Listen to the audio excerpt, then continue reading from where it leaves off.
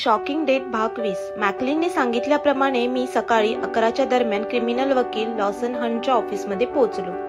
तिथे गेल्यावर मी माझी ओळख करून देत म्हणालो, मी टेरी रिगन.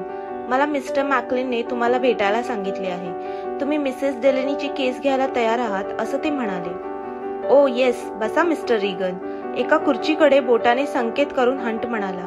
त्याने शेकहँड केला नाही किंवा उठून उभा राहिला नाही. समोरच्याला आपला स्वभाव दरारा दाखविण्याची ही त्याची पद्धत मला आवडली. तो पुढे म्हणाला, मी मिसेस डेलेनीची संपूर्ण केस वाचली आहे. मला कळलंय की बचाव पक्षाचा खर्च तुम्ही करणार आहात. होय, मीच तुमची फी देणार आहे. हे ऐकताच त्याच्या धारदार नजरेनं त्यानं माझा एक्सरे काढायला सुरुवात केली. जणू तो माझा नकाशिखांत अभ्यास करून अंदाज लावत असावा की माझी औकात तेवढी आहे की नाही. त्याच्या त्या पाहण्याच्या पद्धतीवरून मी थोडा अस्वस्थ झालो. का, त्यानं विचारलं. हा माझा खाजगी प्रश्न आहे, मी कोरडेपणानं म्हणालो. या केसला साधारण किती खर्च येईल? हंट मागे रेलून बसला. त्याचा लहानसा हात टेबलवर होता, पण तो सतत निरखून माझ्याकडे पाहत होता. मग माझा सुद्धा हा व्यवसाय आहे. तुम्हाला जर वाटत असेल की मिसेस डेलेनी निर्दोष सुटावी तर मी जे सांगतो ते ऐका. मी जेव्हा एका प्रतिष्ठित बचाव पक्षाचा वकील म्हणून प्रसिद्ध होण्याचा प्रयत्न करीत होतो तेव्हा प्रत्येक वेळी नॅशनल फिडिलिटीचा संरक्षक मेडॉक्स याच्याशी शाब्दिक द्वंद्व करावं लागायचं. एका केसेसमध्ये मी अशा एका माणसाच्या बाजूने केस लढवत होतो ज्याच्यावर पत्नीचा खून केल्याचा आरोप होता. तिनं विमा उतरवला होता. विम्याचा पैसा तिच्या पतीला म्हणजे माझ्या अशिलाला मिळणार होता. या माणसाविरुद्ध पुरावे इतके कुचकामी होते की माझा अशिल निर्दोष सुटणार असा मला विश्वास वाटला. पण माझी कल्पना चुकीची होती. मेडॉक्स बोलायला उभा राहिला. त्याने स्वानुभवाचे किस्से सांगून असा प्रभाव ज्युरींवर पाडला की मेडॉक्स त्याच्या आतल्या आवाजावरून सहज प्रवृत्तीने सहज ओळखू शकतो की कोणता क्लेम खरा आहे आणि कोणता खोटा. त्याच्या पाठीशी प्रचंड अनुभव असल्यामुळे स्वाभाविकच ज्युरीतील बहुमत त्याच्या बाजूने वळत झालं. मेडॉक्सनं माझ्या अशिलाविरुद्ध इतके आरोप लावले व पुराव्यानिशी सिद्ध केले की माझ्या अशिलाला गॅस चेंबरमध्ये जावं लागलं. ज्युरीचं मन शंकित व दूषित होईल अशाच गोष्टी त्याने सादर केल्या. माझ्या आतापर्यंतच्या कारकिर्दीत माझा व मेडॉक्सचा आमनासामना 3 वेळेला झालाय. प्रत्येक वेळेला तोच जिंकलाय. मेडॉक्स जसा कायद्याचा किडा आहे तसाच उत्तम साक्षीदारही आहे. त्याला केसच्या खोटेपणाचा वास येतो व खरेपणाची चाहूलही लागते. त्यामुळे खुनाच्या केसेसमध्ये मेडॉक्स एक डेंजरस माणूस आहे. त्याला खोटं पाडणं कठीण आहे. एकाचा विमा काढला आणि लगेच 8-15 दिवसात तो मरण पावल्याचा व तिसऱ्या दिवशी विम्याचा क्लेम आला की त्यातील मजकूर खोटा आहे, लबाडीचा आहे हे तो लगेच ओळखतो. म्हणूनच त्याला नॅशनल फिडिलिटीमध्ये खुनी क्लेम स्पेशालिस्ट म्हणून ओळखलं जातं. यामुळे जज, ज्युरी व मीडियावाले पटकन समजून जातात की मेडॉक्स जर विटनेस बॉक्समध्ये उभा राहिला की तो किंवा ती गो वेंट गॉन झालीच म्हणून समजा. गेल्या 10 वर्षात त्याने 11 पुरुष व 5 बायकांना गॅस चेंबरमध्ये पाठवलेले आहे. आता तो म्हणेल ते सत्य अशी त्याची प्रतिष्ठा स्थिरपत झाली आहे. मेडॉक्स म्हणतो डेलेनीचा खून झाला आहे म्हणजे तो खूनच आहे. मी जेव्हा केस हाती घेतो तेव्हा त्याच्या विरुद्ध खुनाचा आरोप आहे त्याला बरी करण्याचा अथक प्रयत्न मी करतो. पण मुक्त होऊन कोर्टाबाहेर जात असताना किंवा गॅस चेंबरमध्ये जाताना मी माझ्या अशिलाबरोबर असतो. मी हे सर्व यासाठी सांगतो की मी जेव्हा केस स्वीकारतो तेव्हा मला सर्व गोष्टी करणं आवश्यक असतं. पूर्ण सत्य व जे घडलं ते कसं, केव्हा, का व कोणत्या हेतूने हे सर्व घडलं हे काहीही न लपवता मला सांगायला हवे. मेडॉक्सला जर पराभूत करायचं असेल तर सर्व सत्य माझ्यासमोर मांडणं अनिवार्य आहे. हा पैसा तुमचा आहे.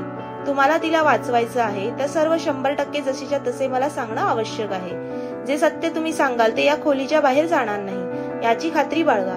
तुम्ही मला पैसे देणार आहात तर ही एक गोष्ट लक्षात ठेवा की सर्व सत्य जरी मला कळलं तरीही मी खात्री देत नाही की मिसेस डेलेनीला दोषमुक्त करेनच. मी तिला वाचविण्याचा माझ्या परीने आटोकाट प्रयत्न करेनच. पण 3 केसेस यापूर्वी मेडॉक्समुळे मी हरलो आहे. मी निश्चय केला आहे की मेडॉक्सला एकदा तरी धूळ चाखायला लावीनच. आणि ही डेलेनीची केस म्हणजे शेवटची संधी आहे असं मी समजतो. मिस्टर डेलेनीचा मर्डर कुणीही केलेला असो, मला मेडॉक्सचा गर्व उतरवायचा आहे. एकदा का मेडॉक्स हरला, नामोहरम झाला की ज्युरीच्या मनावर असलेली छाप कायमची पुसली जाईल. तर आता मी विचारतो, तुम्हाला काही सांगायचं असेल तर सांगा. मी माझी भूमिका मांडली आहे. आता तुमची वेळ. प्रथम मी मागे पुढे हेलकावे खात होतो, याला सांगू की नको, पण गिल्डाचा चेहरा नजरेसमोर येताच मी निश्चय केला की सांगून टाकू, पाहू काय होतं ते. मी त्याला प्रारंभापासून ते शेवटी गिल्डाची घेट होईपर्यंत सर्व वृत्तांत असा घडला तसा सांगितला. एकही गोष्ट न सांगता ठेवली नाही. त्यामुळे माझ्या मनावरचा भार हलका झाला. मी सांगायला सुरुवात करताच त्याने दोन्ही हातात पेपरवेट धरून फिरवायला सुरुवात केली. ते शेवटपर्यंत कान माझ्या कथनाकडे व लक्ष काचेच्या पेपरवेटकडे कायम रुतवून ठेवलं होतं. मी सांगत असताना हंट एकाएकी जागचा उठला व पॅन्टच्या खिशात हात घालून खोलीत येरझारा घालू लागला. पण मी जर थांबलो तर तो गर्कन फिरून माझ्याकडे पाही, म्हणजे तो ऐकतोय हा त्याचा अर्थ. अशा एकाग्रतेत असताना मला त्याचा चेहरा पूर्वीपेक्षा अधिक आक्रसलेला वाटला. तो म्हणाला, मेडॉक्सच्या मते त्याचा म्हणजे मिस्टर डेलेनीचा खून झालाय हे आश्चर्यकारक वाटतं, पण गिल्डाने हा खून केलेला नाही. मी म्हणालो, त्याने आत्महत्या केली आहे. हंट माझ्याकडे पाहू लागला. हे तुमचं भाग्य, जो सेटअप तयार केला गेला तो कुणाचाच होता आणि हीच गोष्ट मेडॉक्सनं गृहीत धरली आहे. डिस्ट्रिक्ट वकील हे सिद्ध करणार आहेत की मिस्टर डेलेनी हा एक पक्का दारुडा होता. त्याच्या घरातील कामवाली मारिया हे सांगणार आहे की डेलेनी जाग आली की तो बाटली घेऊन तो जो सुरू व्हायचा तो रात्री झोपेपर्यंत पिणं सुरू असायचं. तो हे सांगणार आहे की मिसेस डेलेनीनं त्याच्या विस्कीत सायनाइड मिसळलं आणि तो तात्काळ मेला. आता तुम्ही सांगता की त्याच्या बॉडीपाशी काचेचा रिकामा ग्लास सापडला. डिस्ट्रिक्ट वकील असा युक्तिवाद करणार आहे की ग्लास मिसेस डेलेनीनं धुवून त्याच्याजवळ ठेवला. तुम्ही न कळत तो ग्लास धुवून पुसून कपाटात ठेवून देण्याची चूक केली. हा क्लू चांगला होता पण तुम्ही नष्ट केला. तो सुद्धा हे सिद्ध करणार आहे की तिने टीव्हीचा बॅकसाइड उघडून ठेवली व त्यानं विजेचा प्रवाह स्वतःच ओढून घेतला. शिवाय त्यांनी जर हे उघडकीस आणलं की टीव्ही सेटअप मध्ये तुझाही सहभाग होता व तुम्ही आणि मिसेस डेलेनी हे प्रेमी युगल आहात, तर मी मिसेस डेलेनीसाठी काहीच करू शकणार नाही. मला ज्युरीच्या मनावर हे बिंबवायचं आहे की ती आपल्या पतीवर निस्सीम प्रेम करणारी व चारित्र्य संपन्न पतिव्रता होती, परंतु त्याच्याजवळ पैसा नसल्यामुळे तो निर्धन झाल्यामुळे त्याने आत्महत्या केली. होय, असंच घडलं असावं. मी म्हणालो, ज्युरीला यावर विश्वास ठेवावाच लागेल. आता हे माझ्यावर सोपवा. पोलीस तुम्ही दोघे प्रेमी आहात का याचा शोध लावतात की ते पाहू. तसा शोध लागला तर तुम्ही दोघेही बुडाले म्हणून समजा. जर ती अपराधी ठरली तर तिला गॅस चेंबर मध्ये नाही पण निदान 10 वर्षाची कैद होऊ शकेल. आता तुम्ही अडचणीत सापडले जाणार मिस्टर रिगन. हे ऐकून मी अस्वस्थ झालो. आता बघू काय होतं ते. तुमच्या फीचं काय? तुम्हाला पैसे आताच द्यावे लागतील का? नाही, हे केस संपून सर्व शांत झालं की बोलू. यावेळी मेडॉक्सने एक चूक केली आहे. मी फक्त गिल्डाला वाचविण्याचं काम एवढ्यासाठी करणार आहे की त्याला खोटं पाडण्यात मला जे समाधान मिळणार आहे ते अवर्णनीय असणार आहे. आज दुपारीच मी मिसेस डेलेनीला भेटणार आहे. मी माझ्या केबिनला परत आलो. हंटशी चर्चा झाल्यानंतर मला कळालं की ताबडतोब नाही पण केस संपण्यापर्यंत आपल्याला $5,000ची सोय करणं आवश्यक आहे. एवढी रक्कम जमवायला मी कष्टाने जमविलेल्या पैशांना चुना लागणारच होता. शिवाय अजून पैसा उभा करणं आवश्यक होतं. मी यामुळे पार धुतला जाणार होतो. कोर्टातील केस संपल्यावर मला ग्लीन कॅम्प सोडावं लागणार होतं. शिवाय स्वतःच्या पायावर उभं राहण्यासाठी मला पुन्हा भांडवल लागणार होतंच. नोकरी करू म्हटलं तरी अशक्यच होतं. या हेतूने मी मियामी येथील एका फर्मला अर्जही पाठविला. या फर्मशी माझे जुने संबंध होते. माझ्या अनुभवाचा फायदा या फर्मला होणार होता. आता माझ्यासाठी करण्यासारखं काही राहिलं नव्हतं. केसची वाट पाहणं, निकाल काय लागतो याची चिंता करणं आणि बूसला इटालियन रेस्टॉरंटमध्ये मी व गिल्डा एकत्र गेलो होतो याचा सुगावा लागू नये यासाठी देवाची करुणा भाकणं एवढाच उद्योग उरला होता. मला गिल्डाला एक पत्र लिहिण्याची तीव्र इच्छा होती पण हिंमत होत नव्हती. दिवस रात्र गिल्डाचा विचार मनात दाटून यायचा पण तिच्या मनाची अवस्था काय होती हे मला कळणं कठीण होतं. गिल्डाला पोलिसांनी अटक केल्यानंतर 5 आठवडे म्हणजे 1.25 महिना झाल्यावर तिच्या विरुद्धची केस कोर्टात सुरू झाली. सप्टेंबरच्या गरम हवेत सकाळी केसचं कामकाज सुरू झालं. एका प्रचंड मानसिक तणावाखाली उत्सुकतेच्या वातावरणात या खटल्याची सुरुवात झाली होती. हे 5 आठवडे माझ्यासाठी अतिशय काळजी करायला लावणारे आणि मनाला छळणारे होते.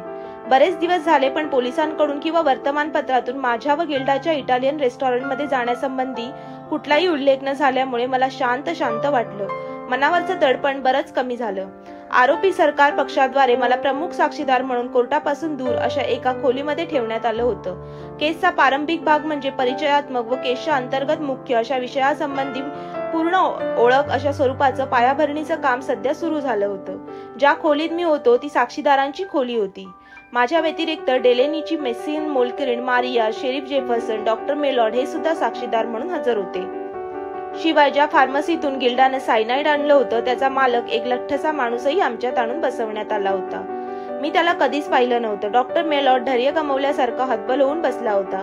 जेफरसनला या केसमधील अपयशामुळे राजीनामा द्यावा लागला होता, तरी तो शांत होता. आम्ही परस्परांशी बोलू नये म्हणून एक बलदंड पोलिसांची नियुक्ती तिथे करण्यात आली होती. सुमारे 2:30च्या सुमारास माझा नावाचा पुकारा झाला, पण त्यापूर्वी फार्मसीवाल्या शेरीफ जेफरसन व डॉक्टर मेलॉड यांना बोलवून विचारपूस करण्यात आली होती.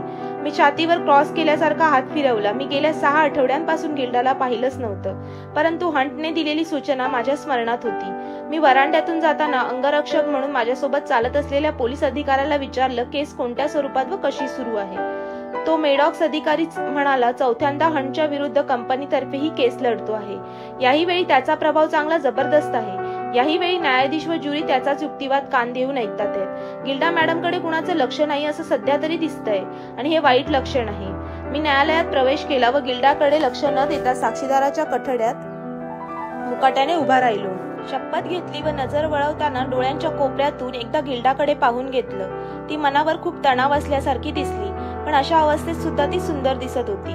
गिल्डानं माझ्याकडे पाहिलं नाही, यामुळे मी थोडा दुखावलो खरा, परंतु हे कोर्ट आहे, इथं प्रत्येक प्रतिक्रिया लक्षात घेतली जाते हे मी विसरलो नाही. मी ज्युरीकडे पाहिलं. ते लाकडी पुतळ्यांसारखे ठोकळेबाज भावहीन होऊन बसलेले दिसले. त्यांच्यात 3 स्त्रिया व बाकीचे सर्व पुरुष होते. त्यांनी मला एकदा डोळे भरून पाहून घेतलं व तोंड सरळ करताना प्रत्येक जण बोर झाल्यासारखा दिसत होता. श्रोते हो, या कथेचा पुढचा भाग पाहण्यासाठी उजवीकडे दिलेल्या लिंकवर क्लिक करा. इथे तुम्हाला पुढचा भाग मिळून जाईल. तसेच चॅनलवर नवीन असाल तर लोगोवर क्लिक करून चॅनलला सबस्क्राईब करा. कथा आवडली असल्यास लाईक, शेअर आणि कमेंट करा. धन्यवाद.